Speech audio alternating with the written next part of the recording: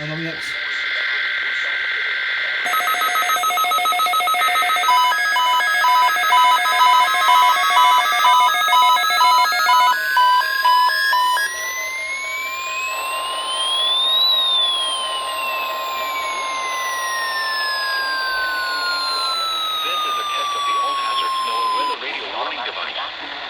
During potentially dangerous weather situations, specially built weather radios will be automatically activated to warn of the impending day between 11 a.m.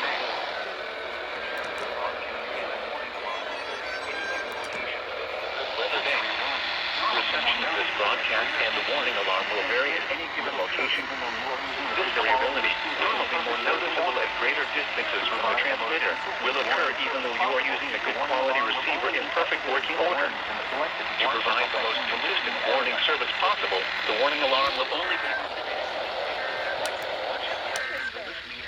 Every commercial break failure and commercial break registers coming time. The temperature was improved at 10 a.m. observation in Washington at Reagan National.